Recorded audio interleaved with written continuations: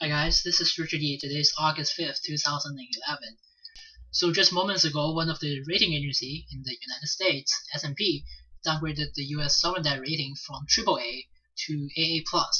I mean, I don't understand why this downgrade came so late. I mean, they should have done it like a long time ago to downgrade the US sovereign debt rating from AAA to junk. AAA rating means that the US government tries its very best to fulfill its debt obligation, right? But the reality is, A, it has been running a persistent increasing deficit for years, and the weakening US economy puts a threat on its future revenue, which is taxation. And lastly, there's no serious plan at all from Congress to address the problem of deficit nor debt.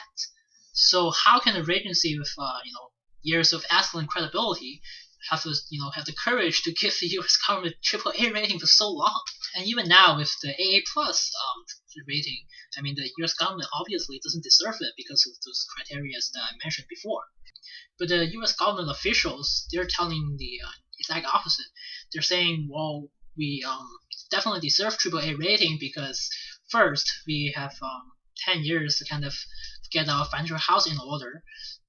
Like for instance, to address the problem of deficit, to cut debt, cut spending, right? That's what they're saying.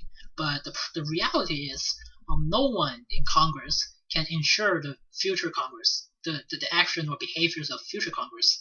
So my anticipation is, in the future, it will be more costly for the U.S. government to borrow from foreign nations because of its lower debt rating. However, as the U.S. economy depends so heavily on government spending that you couldn't live without, and if you cut back on government spending because of difficulty of borrowing, then the GDP will slump, right? So definitely politicians won't see this happening. So what likely is going to happen is the Federal Reserve is going to step in to buy U.S. debt, right, as it has been doing for quite a long time. And buying debt is no different as lending money to the government, which kind of helps support the government spending, right, which is supposed to help the U.S. economy. And it has two effects. The first one is keep lending money to the U.S. government will definitely enable U.S. government to keep on the level of spending that it has been doing. And second, it will lower the interest rate on those debt, so it makes them look pretty safe to other foreign investors. And it has devastating effect, right? It creates inflation. Well, if foreign nations lend money to the U.S. government, then the total money supply doesn't change because they don't have the money to spend, right? Whereas if the Fed lends money to the U.S. government, then the money supply increases because the Fed doesn't have money. It prints money out of thin air, right? Sure, we have not seen significant impact of inflation yet in the U.S. because